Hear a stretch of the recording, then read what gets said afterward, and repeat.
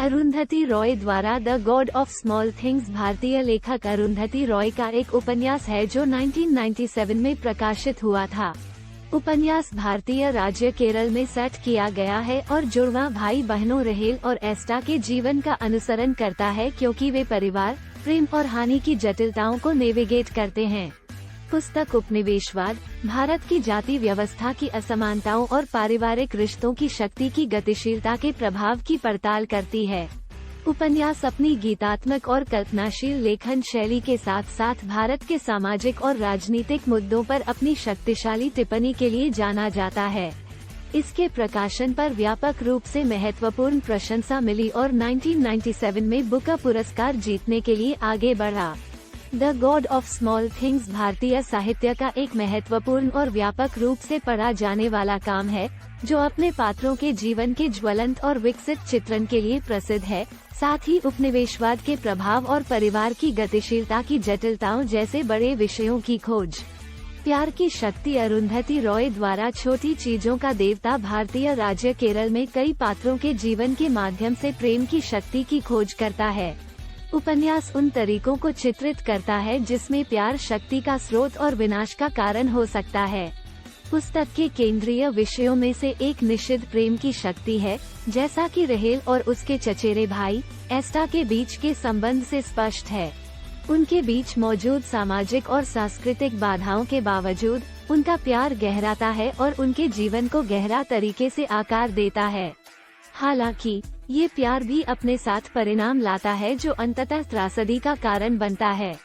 प्रेम की शक्ति का एक और उदाहरण रहेल और उसके जुड़वा भाई एस्टा के बीच के रिश्ते में देखा जाता है।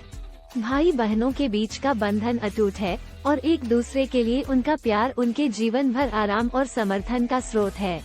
कुल मिलाकर the God of small things कई तरीकों पर प्रकाश डालती है जिसमें प्यार हमारे जीवन को बेहतर और बदतर दोनों के लिए आकार और प्रभावित कर सकता है, चाहे वह निषिद्ध हो या पारिवारिक। प्रेम की शक्ति पूरे उपन्यास में एक केंद्रीय और आवर्ती विषय है।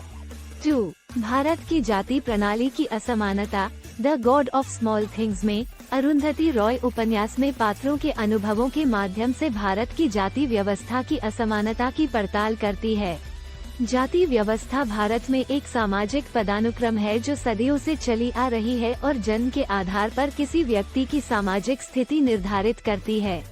पुस्तक के दौरान पात्र अपनी जाति के आधार पर भेदभाव और पूर्वाग्रह के अधीन होते हैं, जिसमें निम्न जातियों को हीन माना जाता है और गरीबी और गिरावट के अधीन किया जाता है।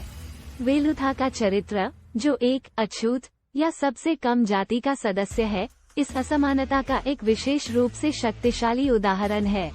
अपनी बुद्धिमत्ता और क्षमताओं के बावजूद वेलुथा को अवसरों से वंचित किया जाता है और अपनी जाति के कारण भेदभाव और दुर्व्यवहार का सामना करना पड़ता है। जाति व्यवस्था उपन्यास में महिलाओं के जीवन को भी प्रभावित करती है, विशेष रूप से अम्मू, जो अपने पति को छोड़कर और वेलुथा के साथ संबंध बनाकर सामाजिक अपेक्षाओं के खिलाफ विद्रोह करती है।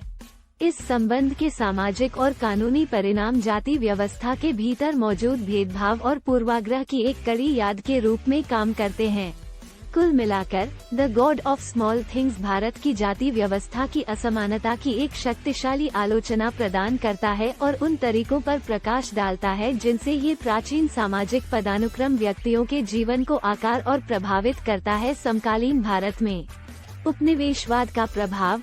The God of small things में अरुंधति रॉय भारत और उसके लोगों पर उपनिवेशवाद के प्रभाव की पड़ताल करती है। यह उपन्यास 20वीं शताब्दी के अंत में भारतीय राज्य केरल में हुआ था, एक समय जब भारत अभी भी ब्रिटिश औपनिवेशिक शासन की विरासत से जूझ रहा था। पुस्तक में उपनिवेशवाद को चित्रित करने के प्रमुख तरीकों में से एक भाषा के साथ पात्रों के संबंध के माध्यम से है। औपनिवेशिक शासन के दौरान भारत पर लगाई गई अंग्रेजी भाषा को शक्ति के स्रोत और नियंत्रण के साधन के रूप में दर्शाया गया है। उदाहरण के लिए चाको का चरित्र, जिसने इंग्लैंड में समय बिताया है, अंग्रेजी भाषा के अपने ज्ञान को अपने आसपास के लोगों पर अपनी शक्ति और प्रभुत्व का दावा करने के साधन के रूप में दिखाया गया है।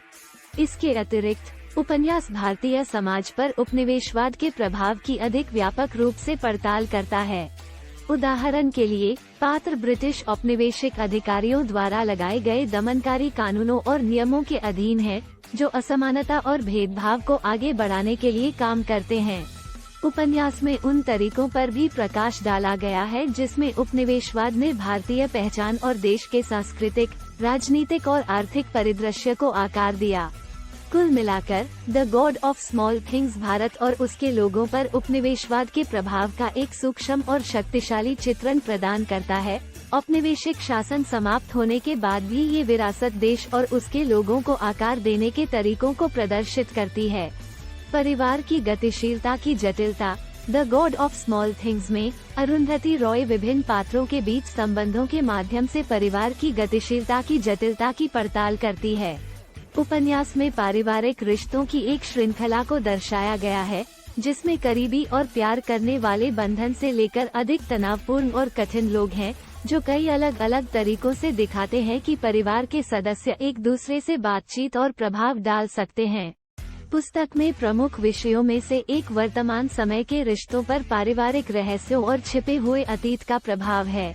उदाहरण के लिए, अम्मू, रहेल और एस्टा के पात्र अभी भी अपने बचपन में हुई एक दर्दनाक घटना के बाद से जूझ रहे हैं, जिसका एक दूसरे के साथ और उनके परिवार के अन्य सदस्यों के साथ उनके संबंधों पर स्थायी प्रभाव पड़ा है। पुस्तक में एक अन्य केंद्रीय विषय परिवारों के भीतर शक्ति की गतिशीलता है, विशेष रूप से माता पिता और बच्चों के बीच।